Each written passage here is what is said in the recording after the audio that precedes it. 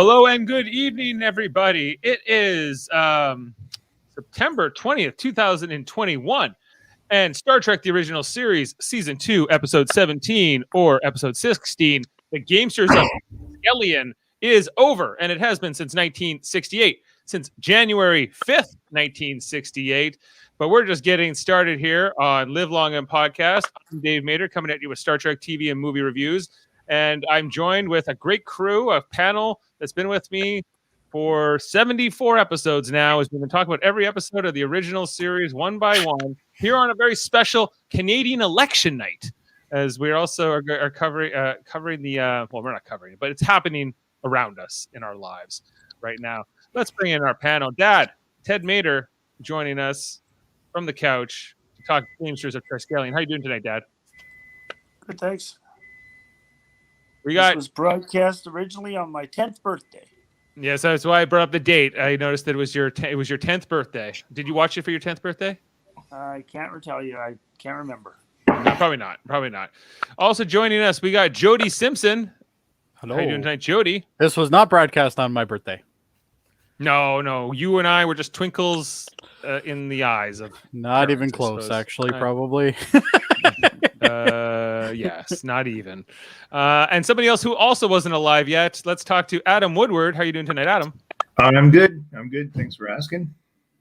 Welcome. And it's a little bit of a later one tonight. We're here at 9:00 on Monday night for this one. As mentioned, the 2021 election in Canada, federal election, is also happening. This was election day. Get out and vote. Or as we like to call it, waste of time 2021. Well, we have to see, Jody. We don't know how this is going to pan out yet. Or a waste of money as well. But it looks like a waste of time and money for all intents and purposes. But, when you have a chance to grab power. Honestly, Dave, the best thing to do when you're in the middle of a pandemic is to get people together to vote. Apparently. Best idea. When Parliament is just so toxic, Jody. What is one to do? What is one to do? You have to call an election. It's too hard. We could either talk about boring elections or we could talk about Star Trek. Okay, let's talk about Star Trek. Let's talk about the Gamesters of Triskelion. An interesting episode. Very interesting episode. A very interesting. I keep hearing like sounds. I hear like ticks every so often. Yeah. Yeah. Keeps throwing me off. I'm not going to point any fingers, but Tim. Who? You. You're holding a phone. You're holding a phone, and it's causing a lot of sounds. Anyway, no big deal. Yeah, just. Well, the phone's not making any noise. Here, I'll mute you unless I ask you a question. How about that? Okay. That's not nice. It even shows that he's muted too. That's like it's like a shame banner. I don't know. Anyway. Okay, so we are talking Gamesters of Triskelion, a really interesting episode that I had never seen before, I don't think. Although it's got some really like kind of iconic lines, most notably Scotty beam us up, which is the one everyone remembers as Scotty beam me up, which he never actually said in the show. Okay, so Mandela effect or whatever they call it. Let's go over to the muted man. We'll unmute him. Dad, what did you think of this episode? Oh, this is a good episode. Yeah, very good, Dave. What do you like about it? It's got lots going on. Lots going on, huh? Yeah, this is the Gamesters of Triskelion. Jesus, these guys are good. Who's a better character than that guy who's the head of the slaves? The thralls. The thralls with that cape. Who's a better guy than that? The guy from Flash Gordon that he's based on? Yeah. I think you're talking about Thrall Master Galt. Yes, Mr. Galt himself. Yes, he was a very interesting guy. Now he will be practice target. Indeed. But one thing I did like about this character was his makeup. I thought that was very cool for 60s television. They had like this weird like kind of I don't even know how to describe it. It was almost like a popcorn ceiling type thing going on his face. Yeah, it was great. It was very cool. It's a very interesting look. Yeah, and these collars are the other thing about this this costume design, where like they all had different colors on to correspond to the different brains, the different gamesters. But he works for all three of them. He's neutral. He's Switzerland, right, Dad? Well, he's actually owned by all three of them. Yes. He's owned by all three. Yes, because the color dictates which ownership you are. Right, and which those guys are neutral for the beginning until they get bought up by the red guy. Number one, I believe. The red Yeah, guy clearly has the deepest pockets out of all of them. Clearly. Yeah, so over to you, Jody. What did you think of this episode? I personally probably not as much enjoyed it as Ted, but No? it has a couple cool things in it, which we'll talk about later. And I also have a nice little blurb that I found that somebody else said online that I need to share, which describes this episode as a perfect episode for Star Trek Discovery. Star Trek Discovery. Okay, interesting. Yes, which I know Adam is going to be fond of when I talk about. Well, he is on the Star Trek Discovery podcast. Yeah, I know. Right. If you're going to compare this episode to Discovery, I'm going to have a problem. But yeah.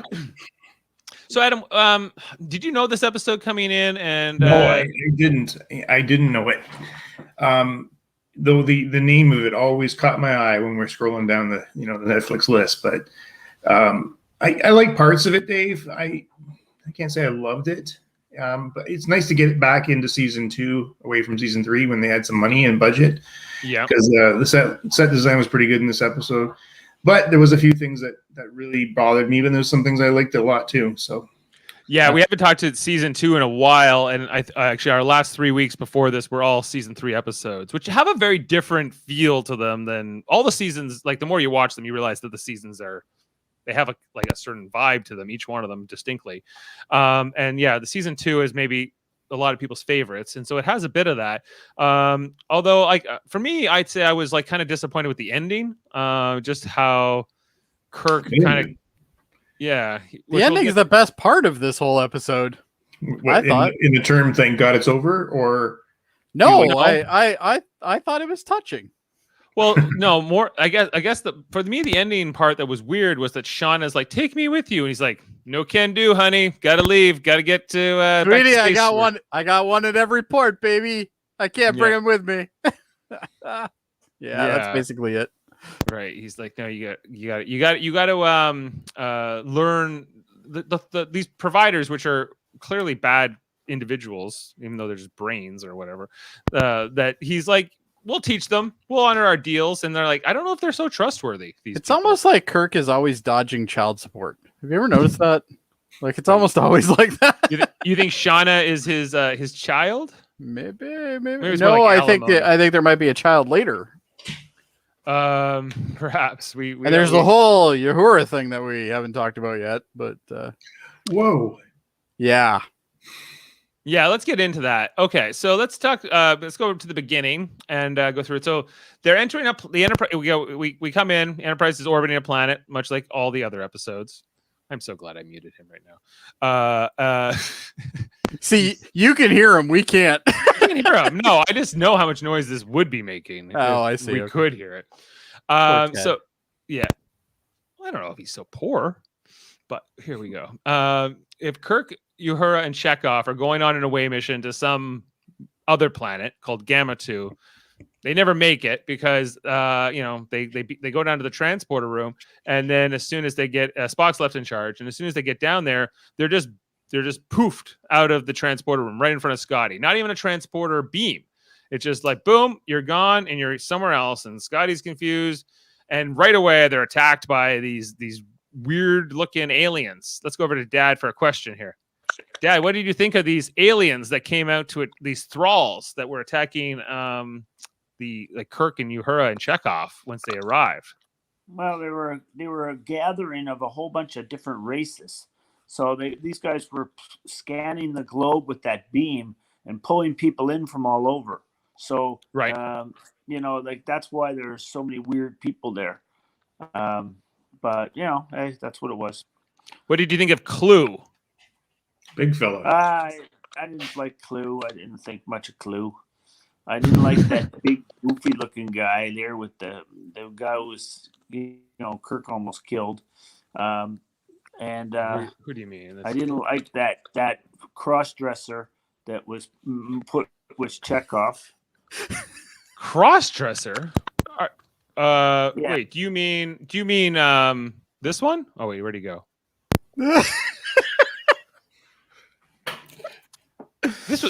was okay.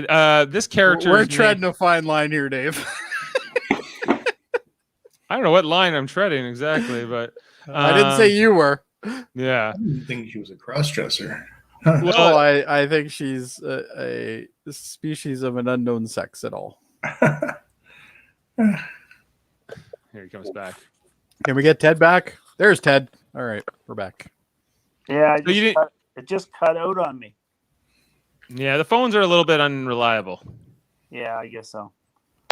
Yeah, so you didn't find this eclectic collection of aliens to be too like special? Nah, I didn't really like the aliens. The only alien I liked was the head guy. You only like Galt. That's it. I am Master Thrall of the Thralls. He will be practice target. He will be practice target. Right. Okay. And then like I thought like geez, this is a bad day for Kirk because it wasn't like they got nabbed so much. Well, they did, but like they were just going about their business and there he goes. And then they're all of a sudden they're in a really bad situation. Jody, like how bad was this for them? It's typical overdoing it, I think. Once they got to the jail cells, which I think is what's actually showing up now on my screen, but it's I don't know where to begin here, Dave. I really don't. Well, it's not such a hard episode to get. Well, it's just obviously we have slavery undertones here for sure. We have what appears to be rape. I don't know for sure. Attempted rape, perhaps. I don't think it was attempted. It didn't sound attempted to me, but anyway. But anyway, you have that, and not to gloss that over, but that subject always bothers me. But just overall, I just think I'd be worried if it didn't bother you. Well, I guess so. Yeah, I guess. But just overall, it's just it's the typical throw them into the shitstorm, which definitely happened a lot more in season 2 than any other season, in my opinion. Yeah, like we were saying, like even when you told me what the premise of this last week, I was like, it kind of sounds like when they had to become gladiators a little bit in the ancient Rome, but it's a little bit different than that. It is different, but not much different. Yeah. It's the same cookie cutter type design, just differently told. I've seen this episode before. I remembered it. And as I started watching it, I'm like, oh yeah, this is the one that has this and this and this in it. And then all of a sudden they showed up. So this guy drives me nuts though. This guy here with the big hair. Lars? Yeah, the rapist. Lars the rapist, I guess is a good way to call him. Yeah. And they don't even address that. Like it's not really addressed at all. It's just kind of glossed over. That's the end of it. Your horror definitely doesn't look happy when he leaves, and past that, he says something like it is you may not refuse or something like that. Something like that. Yeah. Yeah, I did right here. Yeah, the thing that do you have the clip? No, I didn't okay. Well, I didn't pull any kind of like her screams, although they were really intense. Like, just For sure, yeah.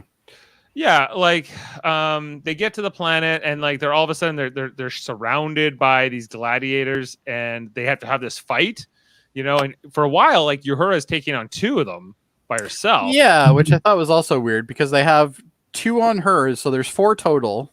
Yeah. And there's 2 on her and then 1 on each of the men. And it's like that's kind of weird. You'd think it'd actually be Kirk getting 2 of them and then everybody else gets 1. Kirk takes on the big guy, right? And Chekhov is the most useless of everybody in this entire scene. Like if you actually watch it, like Uhura is actually fighting. Like she looks like she's fighting. She's holding her own, but he just looks like he's useless. Like totally at the yeah. He seems to, and Kirk's in the fight. This is all before the credits because that's kind of like the finale. And then but Kirk, he's beating up his particular guy. But then, Shauna, we'll come to know her name as Shauna. She after she's kind of like subdued Uhura, she comes in and puts the blade to Kirk's throat, and that's kind of Lady Gaga. Okay, yes. Lady Gaga herself, yes, in the retro bikini there. You can't tell me that Lady Gaga couldn't play this woman exactly. Yeah, it might be almost a spitting relative image. Of Could her. be, yeah. maybe. You never know. And Shauna. Oh, we lost him again. We lost Mr. Ted again. Yeah, this might be a recurring theme. And and so that's the cold open, and then when they come back, like now go there he is. So maybe this character here, which is on my screen now, I can't remember her name or his name. It's a her, I believe. Is it a her technically? I think so. This could be one of the. This could be a non-binary alien.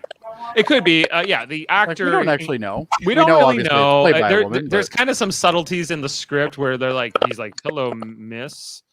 Oh, now we lost Adam. Yeah, it's a bad connection here. Weird. Anyway, Yeah. well, I think show all must this go on. noise- I think all this noise. Are you guys hearing me? We hear you. I think Oh, there's Adam again. I think the noise is coming from Adam. Like it's Adam, maybe? No, I Yeah. don't think so, because every time he mutes you, we don't hear it. No, because it disappeared when Adam was gone. I don't know what the noise is. I don't know Mute what Adam I for don't a know. second. It's really weird, this thing.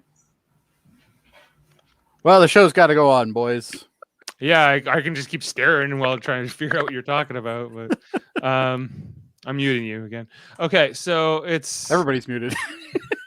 The show's going to be really boring. Anyway, The I'm going to be clicking is next. stopped for me right now, and Ted's muted. Yeah, Yeah, see, I I don't don't hear hear any clicking now. Yeah, I think he's bullshitting us, is what he's doing. I think he's playing a game. He is the trickster of Triskelion. He's the trickster of Triskelion. Yeah, I get it now. He's been playing this. This is a whole ruse. Alien. No. Yeah, see, the clicking came back whenever he's talking. That's so weird. It sounds Anyway. like the aliens in science. You know?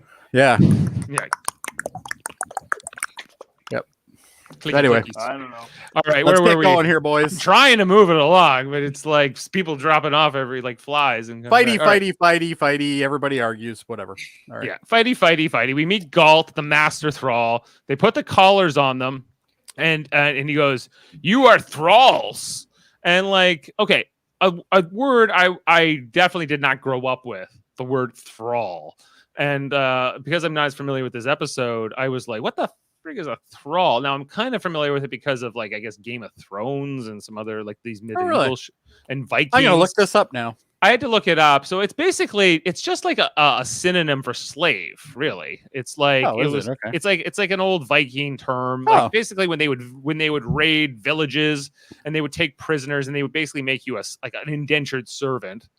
And you Yeah, would- because Merriam-Webster says it's a state of servitude or submission. So there you go. yeah, it's basically in contrast to terms like freeman or nobleman in the old like Norse. And so I was like, but it was they don't actually use the word slave. They use the word thrall throughout the thing.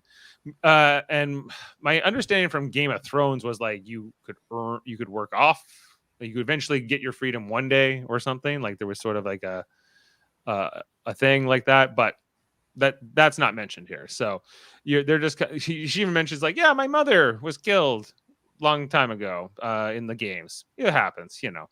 Anyway, so they're not going through it, but Kirk's not too impressed, as you can imagine, and they use these collars to like control them and put them into some extreme pain pretty early on. On the Enterprise, Spock hopes they can figure this out. He goes, I hope we can figure this out. I hope that something, because I got nothing. There's no leads. Yeah, he's No just one- kind of like, You Right. know, though, he gets into the logic and finds them. But that's the one annoying scene I'm going to say again. Every time Captain Kirk leaves the Enterprise, McCoy starts questioning him. Spock, I'm talking about. Scotty starts questioning him. Like, where's the chain of command? I just find it quite annoying. McCoy just needs Out to of go. your Vulcan mind, Spock. not from this episode, but anyway. It actually was for this episode. No, it wasn't, was it? Later on, Sure. it's in the middle of the episode. Yeah, Oh, you're right. Yes, now I Yeah. remember. Okay. when he Yeah. when Spock's like, yeah, we got to go like 12 light years away, and he's like, you're out of your Vulcan mind. Yes, okay. Now I remember. Yeah, but I the whole plot line. I should have never questioned the almighty Soundmaster. Yeah, but again, I don't see McCoy offering up solutions. Well, and you know what? I got to thinking because I love to read different reviews for the episodes and see what other people thought. You know, it doesn't really affect me at all, but it's nice to kind of see what other people think of the episode. And somebody did mention that. He goes, is it just me or is McCoy a terrible character? Because in reality, McCoy is a much better character in the movies. Like in the series, he really wasn't that good. Like he had the occasional good episode, but for the most part, he's always, as Dave said, he's always questioning like everything. Just all of a sudden, the minute Kirk leaves that ship, bang, he's questioning somebody. Yeah, like I'm often like left wondering why Spock doesn't just kick him off the bridge. In some cases, Spock seems to tolerate him more than you would expect. You know, and even like I think this episode was interesting for the whole McCoy challenging Spock as captain, which happens in so many episodes where he's left in command. Especially it's literally every episode. Every time Kirk's off the bridge and Spock is not with him, where Spock's left in command. Like when Scotty's left in command, McCoy doesn't go up there and give shit to Scotty the whole time. I wonder though if McCoy is ever left on the ship when Scotty's in charge. I don't remember that. There's got to be at least maybe one. I don't remember a specific example either. Yeah, but is there not one? I don't know. Maybe there isn't. Maybe McCoy would always just be with Kirk in those examples. This is, and there's been other examples where Spock and McCoy have been left together because I think they like that's sort of showing the adversity, the prejudice of McCoy against Spock. How can this alien lead us? This logical alien who has no care and emotions and things like that, and the challenging of that devil character, but proving that devil character with the pointy ears and the eyebrows is actually right and wins over the audience is sort of what they're going for. Like I think that's interesting how like Spock's just like yeah, we just gotta hope, and McCoy's like, oh man, I thought you would have something better than hope. I'm a scientist, man. I don't know if hope's a good idea. When Spock though gives his logic, you know, it's like, yeah, you're your damn Vulcan mind, you know, you green-blooded hobgoblin, or yeah, exactly. Yeah. Oh, jeez. Right. And so we'll come back a few times. It's basically like Spock's like going on a wild goose chase, if you will, as far as Scotty and McCoy are concerned. But then at one point he's like, do you guys want to have a mutiny or am I still in charge? Yeah, that's a pretty big statement, you know, on a military starship. Not only that, but like it's also how he says it is totally out of character. It's like he's like, so mutiny? What do you think? You know, it was almost like that. It was like a Jerry Seinfeld thing. He's like, let me tell you about mutiny. You know? Yeah. And like McCoy and Scotty are like, come on. Yeah, he's like, stop being a dick. We just want to give you shit all day. What else do we got to do? Yeah. We're stuck up here. We didn't get to go down to the fucking, you know, cool planet. You know, we always get stuck here. Me and Scotty, you know, we're either running the ship or, you know, taking splinters out of somebody's ass. Like, I guess you're right. I mean, you know, to the point where they have no leads. They're just driving around the galaxy trying to find Kirk. And they're literally looking for their friend at 3 a.m. who walked away from the group. That's literally what they're doing. They have no clue where they are. Like, well, there's this cloud trail here. Maybe this is it. Ensign Jenna picks that up in the science scanner and brings that up. And he's like, and then like after they get through that whole conversation, he's like, so Mr. Scott, do you think you can give me a warp 6? I'll do even better. I'll give you a warp 7, maybe even a little bit more. And it's like, we just wanted you to hear us out. A minute ago, he just said that he thought maybe you might be considering mutiny, and now you're like all happy about this. It was like a wake-up call for them, or something. It's like they needed something to do, you know? Yeah. Dad, why do you always think McCoy is giving Spock a hard time? I don't like McCoy. I've never been a McCoy fan. He's probably, for me, I think he's just a pain in the ass. He reminds me of Dr. Smith on Lost in Space. Do you like him better in the movies, Ted?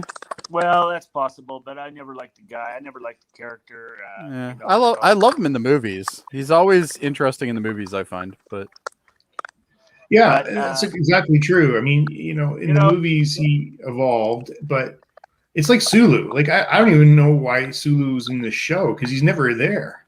This is season 2. Remember, Green Berets. Yeah, Green Berets was filming. He would have been in this episode. I'm sure it's going to come up in the fun facts, but this script, like everything that's Chekhov would have been Sulu, but they replaced it. Yeah. Right.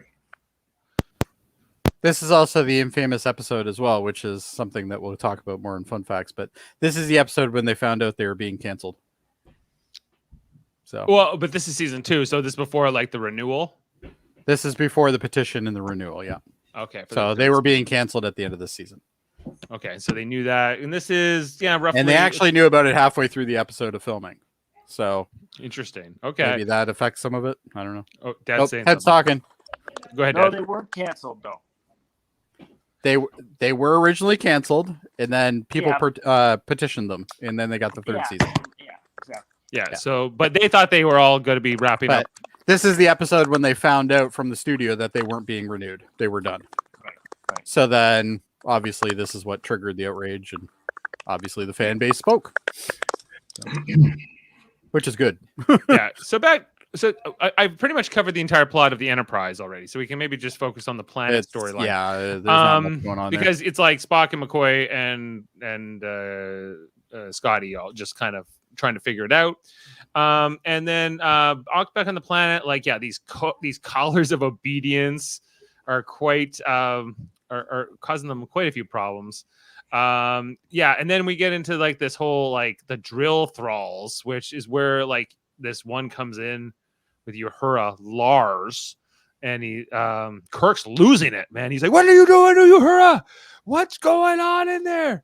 You know, and he's so powerless to do anything about it. But and then they go right to credits and come back, and then he's dealing with Shauna, and we never get to really see what's happening with Uhura and Lars. To your point, like it's either. Yeah, but those shadows are pretty ominous, Dave, and yeah, it makes sense when you look at it what's going on, but they don't actually straight out say it, and they never acknowledge it. There's no acknowledgement after. The screams were awful, and it's almost like they shot it, and then they're like, "Ooh, maybe we shouldn't put this in," but then they had to fill some sort of time, so they had to show that cool overacting scene where Kirk's like, "No," and he's like reaching out through the bars and stuff. It was a very dramatic scene. But he forgets all about it once he starts dealing with Shauna. Well, yeah. Yeah. He's the other way around. He's definitely hose before bros. Well, he was very concerned, but then I don't know. It's like he moved on. But and Lars, as he's leaving, he goes, "It is not allowed to refuse selections." So I don't know what that. I guess she refused him. I guess I don't know. I don't know. Like it's because I don't know. It's so weird because we never. I don't know what was going on. I'd like to understand that more. Or not. I want to know the point of the posture correctors that they have on. The harnesses? Yeah. What were they for? You probably fight better with them, I guess. Like everybody has them, but yet there's nothing attached to them. They're just kind of there. Is that like I originally when I was watching this, I thought maybe they were attached to the collar, but they're not. No. I don't know. I guess a posture corrector would be a correct term for them, maybe.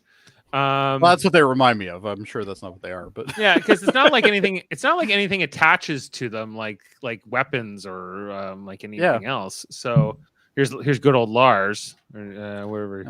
Lars sucks. He reminds me of the bad guy from Beauty and the Beast. He's like Gaston. Gaston. That's it. Yeah, I even saw that in like a stage show, and I still don't remember the name. Yeah. Anyway, yeah, I don't know. Oh, we lost Ted again. Yeah, I think it was I showed a picture. His sister? Oh. What you show? Anyway. What? Anyway, so and so there's like all these different like the drill thralls or whatever. What's that? I said, let's just keep rolling. I'm trying to. It's I like know. It's not me. I'm just kidding. Sorry. But listen, about Shanna's outfit, her costume in there. That's one of the most risque ones we've seen, I think. Yeah, I guess maybe. It's on par with a lot of them. Dave is our uniform expert. I don't know. I think she's. I think these are the same. I feel like this is a costume that has been used before by some other women characters. I can't remember. It reminds me of the fembots from. It looks like the Austin fembots from Austin Powers. Yeah, I bet you it's exactly what that is. It looks maybe that's where he stole it from. You better bring up a picture.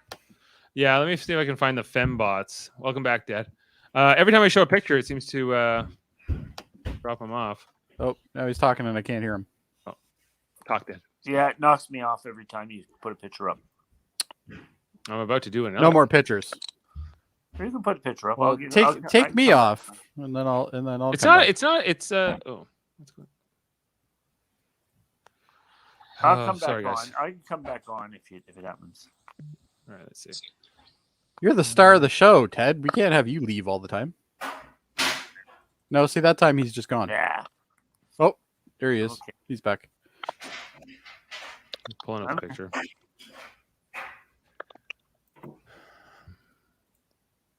There it is. There's the film. Well, okay, I guess it's not nearly as much as I It's- thought it was. I guess the memory's not Pretty working good. right. Pretty It's close. kind of it's not that different though either. You know, But they got the big beehive hair and or and whatever the they big, call the that. I tall, don't know. the tall boots, and it's got the gloves too, and so there's some similarities, but these gloves are longer and whatever. But it's like this 60s retro. Dad, I gotta mute you. It's like crazy, like with the is that That's so not weird. Yeah, it's it like was definitely him. keystrokes? Yeah, it almost sounds like he's typing or something, but I don't think that's it. I just think there's something named it. Yeah. And the key, yeah. So this is hard because like I keep trying to like get into a rhythm here. Okay, so there It's you just go. a train wreck of an episode. Dave. I think everyone's got their election. Everyone's on the election right now. maybe, yeah. Not Not me. I don't care. yeah. I voted. I voted. Rocks in the dryer up there. It's like, You're the kids. well, yes. Anyhow, sorry. Anyway, so where were we? We were into the costumes, into the thralls. Tamoon, who is Chekhov's, like she says she seems to, or he or they or whatever, because we don't get a lot of answers. Seem to think that he is Chikuf. Chikuf?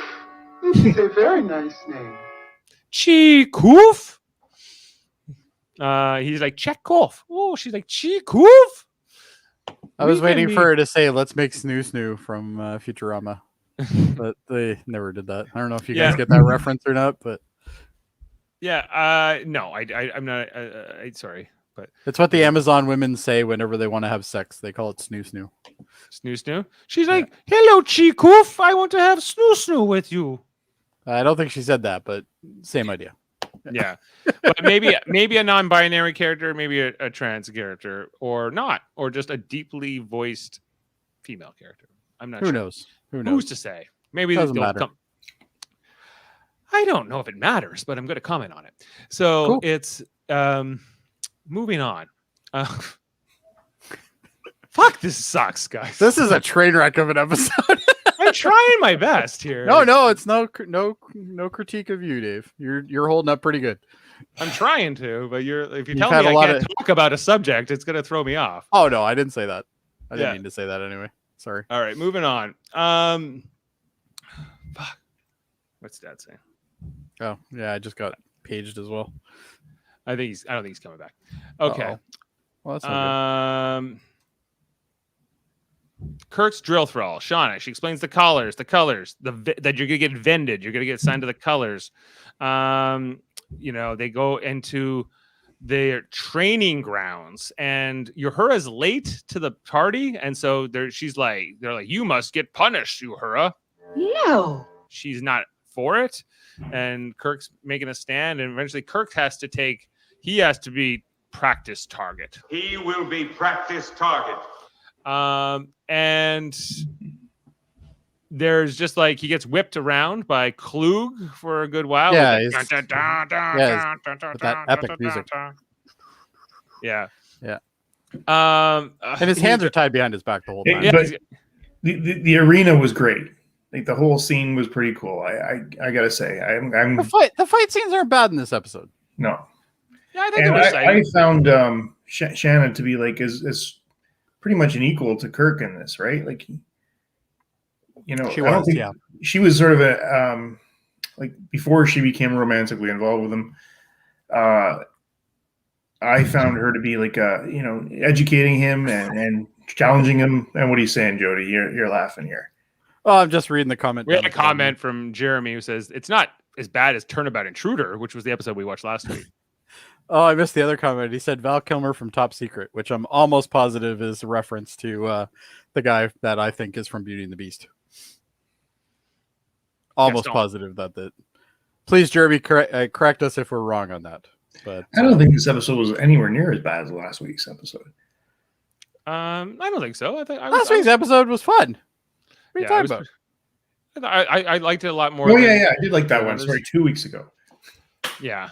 And so after he gets whipped around quite a bit, and he kind of like, then he actually gets the upper hand, and she's like, go after his weak left eye or whatever. This impresses the what do they call it? The providers, the three brains that we get. And they're like, well, we want to buy up these newcomers, and a little bidding war gets started here for quadloos. We never find out what a quadloo is. But I guess it's their currency. Maybe it's like a quaalude. Maybe it's a quaalude. Drugs. Yeah. And Well, then it'd they have just- to be to come up with some of this. I love how they buy all three of them for 2,000 quadloos, but then they make a side bet for 5,000 quadloos that they're all going to have to be destroyed for being too insubordinate. At which the guy who bought them is like, done. It's like, I'll take that bet. I'll take that bet. I guess they got quadloos to burn here. They got plenty going. Why not? around. Lots of quaaludes thrown around. Yeah. Right. And so, yeah, they become part of the red team at this point. As is Shauna. She's in the red team.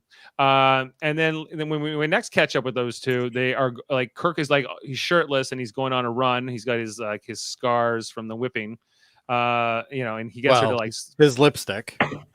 yeah. It's like lipstick just written down. So my wife walked in the room at that time. She goes, "What's that on his body?" And I go, "They're whip marks." And she goes, "No, it's lipstick." So it looked like lipstick to me too. So I'm definitely on her page with that one for sure. Those are scars. And that's the thing that bothers me about this series is like you have one thing where you're like as I said earlier in the episode, the main thrall guy, like he's I love the makeup that they had on his face. It was cool. And then it's like, and then they show you the lipstick with the strap lipstick on his thing, and you're like, what? Right. And this is where Kirk's like, hey man, can we just have a rest, a breather? And she's like, oh, you're tired. And he's like, yeah, well, it's really, I just want to ask you a million questions and figure out what I can do to escape, which we've seen not just Kirk, but many Starfleet officers do this. He starts telling her about the flickers of light and space and finding out about her parents and how things work here. And she's always like, we can't be talking about this. We can't be talking about this. Eventually the providers like attack her. She's starting to tell him a little bit, and then they're like, nope. And then he's like, punish me. That's my the best part of these things that I do with you, Dave, is whenever you do stuff like that. Well, I love it. I love the Dave reenactment part. That's my Kirk impression. I think we should have a little banner for that. We should have a banner that pops up. It's like, time for a Dave reenactment. Punish me. Oh, I am Kirok. There you go. Jeremy, if you're still watching, let's get a rating on that for us, would you? Yeah. I think he was responding to the Val Kilmer comment earlier. That'd be great. And so, yeah, like this is where I guess they start to like fall for each other after this point, because it's the self-sacrifice. He's like willing to give up his life or punishment or whatever to save her, which she admires. Not to mention, how can one live on a flicker of light? Well, he's like, from our flicker of light, this is just a flicker of light. And she's like, ooh. So she's not worldly because she's been raised as a thrall. He's kissing her and whatever, but then later on when she comes driving to the stars to her, that was great. Yeah, but then when she comes to bring him nourishment, you will get nourishment now. And he's like, thanks, and he's talking to her, then he sucker punches her and knocks her out. Yes, he did. Like that was the weirdest thing, and there was like nothing to it. It was just over. Is that I'd never seen that. Like it was like crazy. Like I was taken aback that like, well, in compared to like last week's episode with Turnabout Intruder, where it was Janice Lester in the body of Kirk and judo chopped. That seemed like, well, that was pretty extreme too. But I don't know what was better, the judo chop or the punch to the face, but That's one of those episodes that's so bad it's fun though. yeah, and he's saying it's not that bad. Jeremy's liking the Gamesters of Triskelion. I don't dislike it No, other than Jeremy is saying that your impression was not that bad. oh well, thank you. And yeah, We so need then- more audience participation, I think. Yeah, it's good to have it participation For sure. We appreciate you, Jeremy.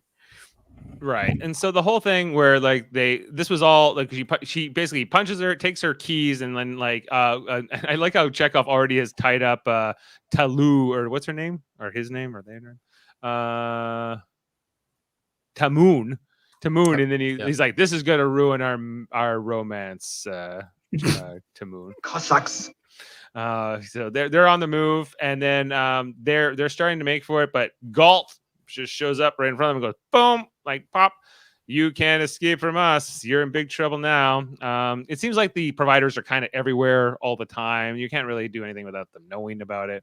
And so there's that whole confrontation there. This kind of corresponds to when the Enterprise shows up themselves at Triskelion. And so his plan, so then they're kind of like, just to back on the whole Enterprise plot line, because they're kind of trying to figure out what to do, right? Like there's some people on the southern hemisphere, and Spock's plan is like, I'm going to beam down and kind of like figure out what's going on, and then instead of like beaming down lots of people, right? Because we have 400 people on this ship, and McCoy's like, well, I'm going to be going with you. You need a medical officer. And was this the best plan for Spock? Like, or was it? No. So you got your captain on the planet, right? And a second in command, you should not be leaving the ship. Well, He did double fist her upside the head. Yeah, it seems like I would send some Might as security well guards. have, Jeremy. He might as well have. I mean, it was pretty much the same thing. She was on the It floor. really was, yeah. It almost was. Oh, jeez. He did it with such. He did it so casually too. He was like, "This is exactly how hard I have to hit you to knock you out." Yeah, and bang. Yeah. But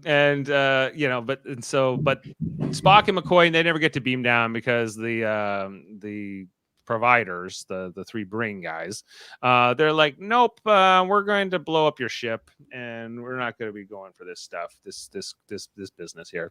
So this is where Kirk, I don't know, what does he do to actually get into that little room below the surface? I'm not even sure how he just kind of shows up in it, doesn't he? But he also said, "Show me your true form." Like, he was asking. Yeah, and then they kind of blinked him in there. Yes. Yeah, so he challenged them to the point where they brought him into the room just to show it here, and we meet the three providers, and they're just like these like silicon looking brains, the three red, yellow, green, I guess, and they talk. Does the dome look familiar to you guys? In fun facts, we'll find out why. Yeah, well, I feel like this underground set we've seen a lot of times, and I feel like a lot of these prop pieces were used at different points. Yeah, and you can see some of them in the background for you. But this scene also kind of reminded me of when, like, a lot of the times when Kirk will, like, talk a computer to death. Like, yes. it was a little bit like that. He kind of approached it from the same point, but a little bit different. Ultimate anti-user. Yeah, he's like, the providers are like, yeah, guess what? We're gonna destroy the Enterprise, make it look like a magnetic storm did it, because he was like, well, the whole Federation's gonna come after this, and then the only time in the discussion, plenty of thralls. Yeah, when they say that, yeah, there's plenty of thralls, and Kirk's like, you're murderers, and and I think he does make a lot of good points. He's like, if you're so intellectually advanced, why are you doing all these like very unadvanced, uncivilized things? Good point, Jeremy. Always been a problem with Star Trek sending command officers on every away mission. And unfortunately, that's nothing they've ever fixed. Yeah, right. Well, I guess it's like the self-sacrificing nature of being a hero, which is why you also only have a limited amount of characters that you can keep moving around. So you kind of have to use them in that scenario one way or the other. Right. You pay these actors, you got to do it. The provider's whole rationale behind this idea that, we were bored, so we had to do this. We had to become gambling addicts, and they are gambling addicts, aren't they? The other Essentially. thing that was kind of funny too is how we're gonna they were gambling addicts, Dave, and even so far as they like let the ships see what's going on the planet, bring them into it. Yeah, right. Exactly. They were like, they can see this whole thing. They just loved making all these like when they made that whole side bet that maybe we'll have to kill them. Even it's 5,000 quadrules or whatever. But like Kirk plays them right, I think, because he kind of reads what motivates them throughout these conversations, and he's like, what if it's double or nothing? You can have all the Enterprise, you can have everybody. We'll be great thralls for you forever, or you have to let everybody go. And they're like, ooh. Well, in that case, then because originally it was like, I guess him, Chekhov, Uhura against three of those, and they're like, no, it has to be 3 against 1, and Kirk's like, that's not fair. Not only that, but Kirk also kills somebody. He kills 2 of them actually. Oh, I thought it was just 1. He kills 1. He kills Klug with a spear directly. Yeah. He ducks out of the way, and that the Andorian throws a spear and that hits Lars. So he doesn't really kill that guy. Lars is an idiot. Lars had it coming. Yeah, good. Here he goes. Oh, that's Yes. right, because the other guy kills Lars. And then the Andorian, I don't know if he actually kills the Andorian or not, or I if think he does. I don't remember. And I only watched the episode like an hour ago. But anyway. Jeremy's pointing out, why don't they just have a realistic, why don't they have like an elite force or some kind of Well, they do. In Enterprise, they do. Like a Mako team or something like that, Yes, right? That they could send in. Makos, yeah. Yeah. You don't have to send Spock. Which is why Enterprise is better. Well, we're going to find out. Just saying. Yeah.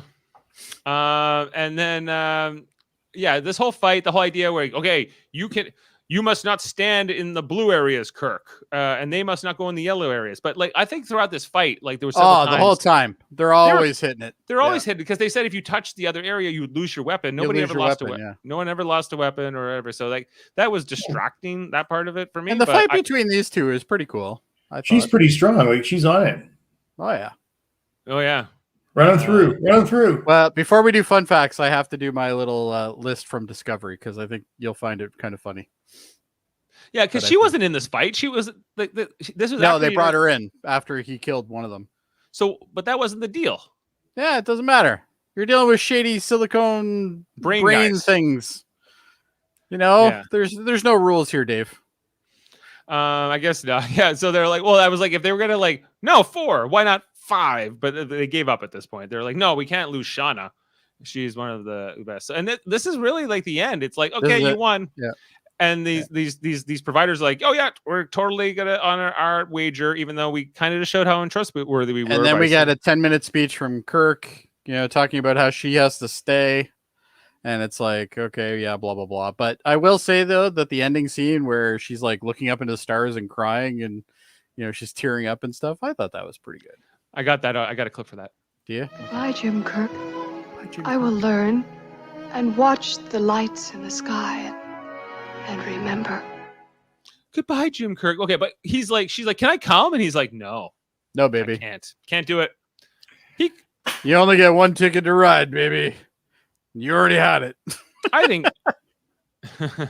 See, but next generation, they would take them all on board and drop them off at some star base. Yeah, it'd be like, okay, starbase 82. We're near there. We'll drop them off there. And that's the end of it. You never hear about them again.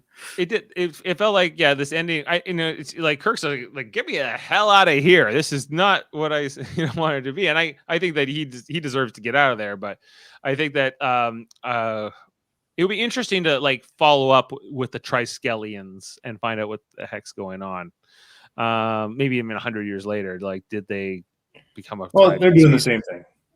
Or they're up to the same old games. Those gamesters. So do you guys want to hear how this could be a Discovery episode? Yes. All right. Here we go. Now, keep in mind, this is not my original work. This is a work of a gentleman named Maul from a year ago on Jamsters Reviews. It says the Gamesters of Triskelion feels like an episode of Star Trek Discovery. It has all the hallmarks. Gratuitous torture porn. Check. All right. Everyone is in jail or in bondage. Check. Uhura gets raped. Check. Young woman ensign figures out that one and only clue, which saves the day. Again. Young woman ensign, also a pilot. Sure. And then you also have women fighter Shauna as equal match for men. Chekhov is paired with a transgendered female. Slavery equals bad and open talk of mutiny. Because for most of this, you can just totally imagine Michael Burnham giving Kirk's final over-the-top inspirational speech. I'm just like, this is totally true. It would have looked Come better. on, you have to admit that is pretty close. It would have looked better, though. Well, of course it would look better. Jeremy's saying he doesn't 40 watch years. Discovery or Picard because they're too mean-spirited. I've heard that before from many He people. does like Enterprise because they brought back Andorians, and this also has an Andorian. So It does have an Andorian, yes, absolutely. an Andorian So, thrall. are we ready for fun facts, Dave? Shouldn't that Andorian thrall get to go back home? Shouldn't? That's what I'm Yes, saying. you should. I mean, when Kirk says you got to let us all go, I was thinking that everybody goes, not just. No, he's like, no. The deal was like, I go Well, home. she and got to go. No, she had her freedom, but She got didn't- freedom. But Well, she she gonna didn't go? get to go because he didn't let her. yeah, Not the same thing. true. Well, and he's just as bad as they are. Yeah. So, all right. Shall we do some fun facts? Sure. Yeah. Jump into the. Fun I know facts. we're We already got- running a little long here, so I'll only pick the good ones, I think. All righty. So the top of Lazarus' ship from Star Trek, the original series, the alternative factor, was recycled for the glass bubble, which encases the providers. See, I told you. I knew I'd seen it. Yeah. Yeah, for sure. The ruins with Kirk and Shauna encountered while jogging were recycled from the planet surface of the original series, The Man Trap, which we haven't. I that'll knew be- it was the man trap. It was will like- be one of the episodes that we'll be hitting shortly, even though technically one of the first episodes. No, we did that was one already. popular. Did we do The Man Trap? Yep. Not that Which one long am I- ago. Oh, I'm thinking of the cage. Duh. Oh, Okay. Cage. Anyway, the knives that were used in this episode were from the original series Mirror Mirror. There you go. They looked almost like Klingon knives, or they were Terran Empire knives that they were wearing. The one that he holds up to Shauna's throat at the That's end. exactly what they were. The red stand-up collar on Galt's costume appears to be constructed from a popular 1960s table placemat made of tiny plastic discs embedded in a plastic sheet. Not a Freudian slip.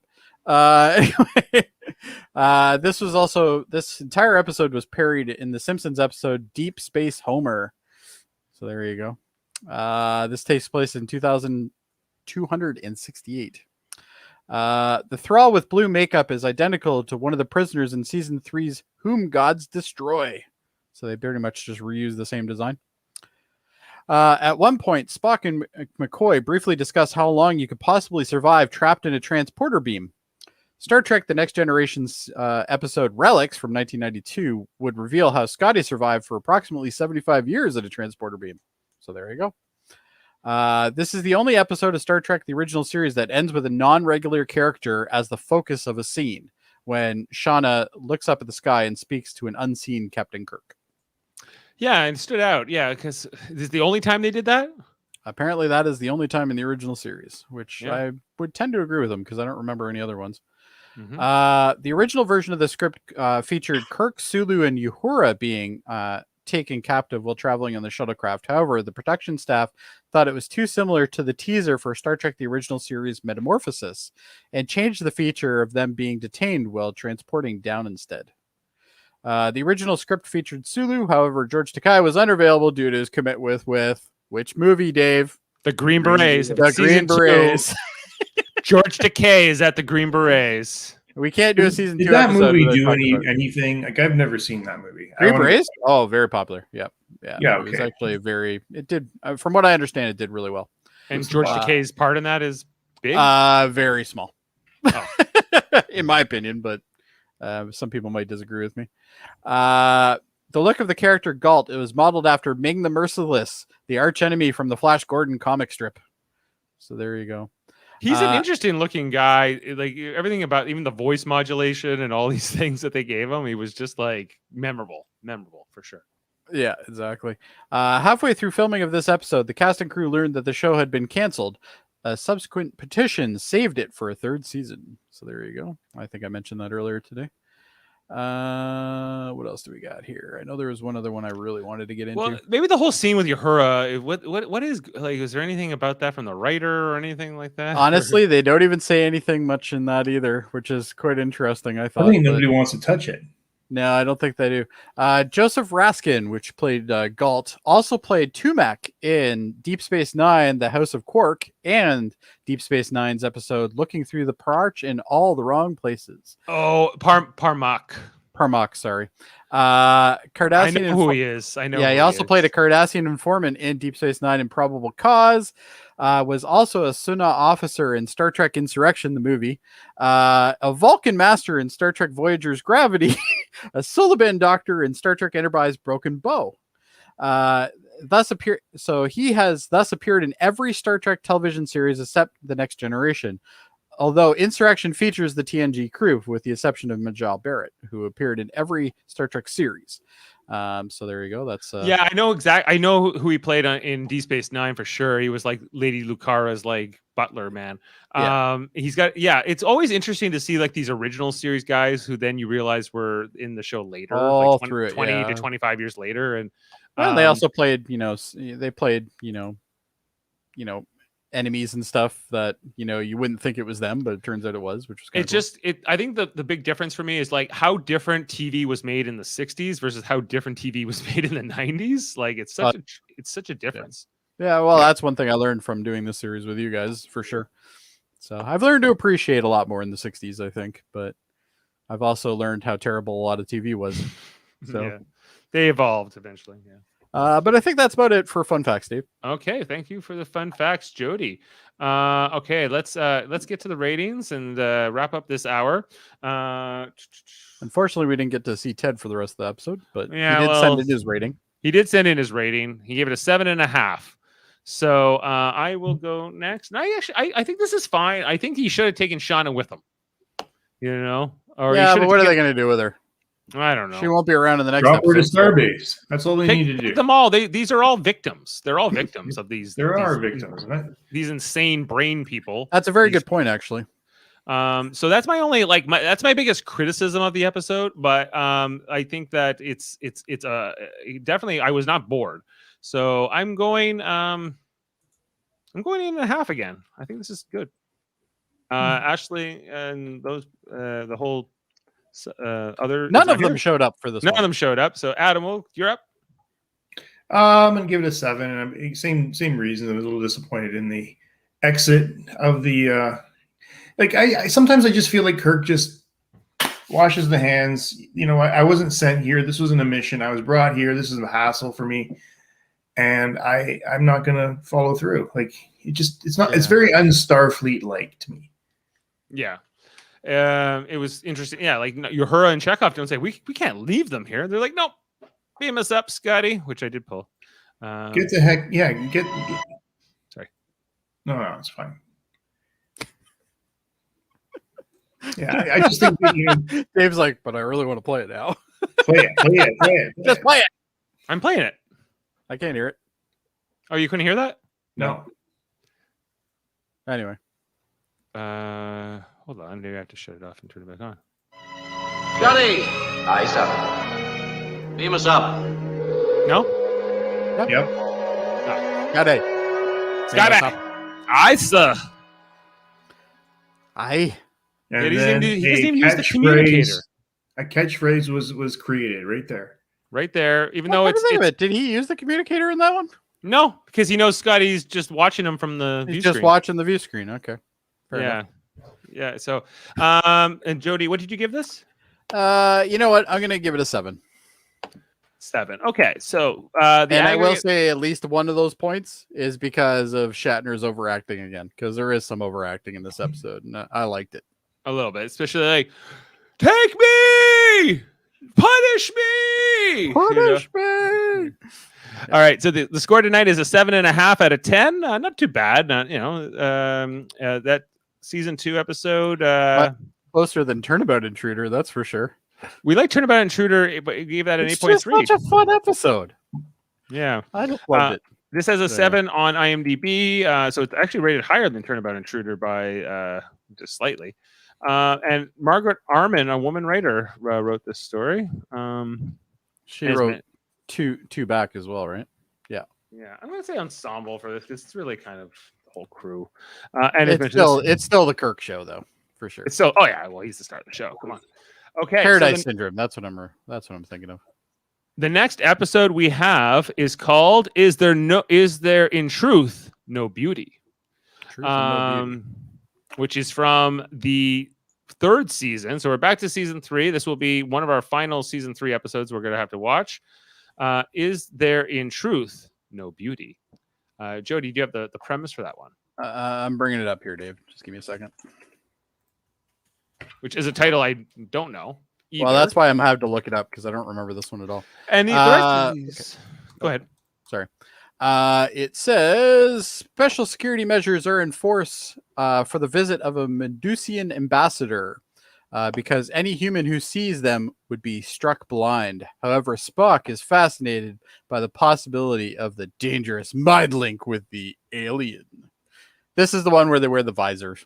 Okay, I know this one now. Okay, yeah. So I think Starfleet has a poor record of checking. They actually made a joke about that in Lower Decks, didn't they? Right. Well, that's the whole point of Second Contact. That's the whole point of Second Contact is that the Cerritos is the one that actually goes back and checks. Yeah. Well, it's not so glamorous, Second Contact, but we got to sign the treaties, get the deals done. You know. Yeah, we gotta find and dot the I's and cross the T's and whatnot. Even in Lower Decks, they went to Beta 9 with Landrew. They're like, yes, stop with your Landrew, all your Landrew, all your Landrew. Yeah. All right. Okay. So we only got 5 left, guys. Including. So we're at the final stretch. 5 weeks left. Then we can go on to a better series. So we're going to be done by the end of October. That's great. Yeah, just in time for well in advance of Star Trek Discovery. So it's which you'll be on. We're going to be doing the Star Trek Enterprise podcast that will be replacing this one. Check that out, Jeremy. Hopefully Jeremy joins us for that. Yeah, and any of the other fans out there, and also here on Live Long and Podcast, we're talking about Star Trek all the time. Tuesday nights, we talk about Star Trek Deep Space Nine. Did you know, Jody? I heard of. I had a sneaking suspicion. Well, tomorrow night we're talking about the Sword of Kahless, which is Core and Worf. Not a fun 3rd season episode in my opinion. 4th season episode. Oh, that's right. It is a 4th season. Yes, 4th season episode. The Sword of Kahless tomorrow. Later on this week, we're on Thursday at 7:00. We're going to be talking about Star Trek Lower Decks, the 7th season of the second season, which is called. I finally enjoyed an episode, Dave. Which one? The last one. The Spy Humongous? Yes, I actually enjoyed that episode. I was like, wow, they finally got back to being funny again for me. Written by and the guy who wrote this episode, the one you liked, he wrote one of my least favorite 1st season episodes. So he really? Which one did he wrote? Write? Temporal Terminal Provocations, I think it's called. And which one's I think that? it's the one with Badgie. He brought that the Badgie episode. Yeah, not my favorite. I didn't know that was the same guy. Well, he John definitely Cochran, redeemed himself. He's actually a former winner of the show Survivor as well. Really? I didn't know that. And so we're going to be talking about Star Trek Lower Decks, Where Pleasant Fountains Lie. That's the next episode, 7:00, along with Davin Skellhorn from Locutors of Trek, who he'll be joining us on that podcast, and I will be joining him on his podcast on Sunday afternoon for trivial or some kind of debate, Star Trek debates and trivias and things like that. That sounds it's interesting. All crossing over. I didn't even get an invite. What's going on? To that one? That's the first time I'm going.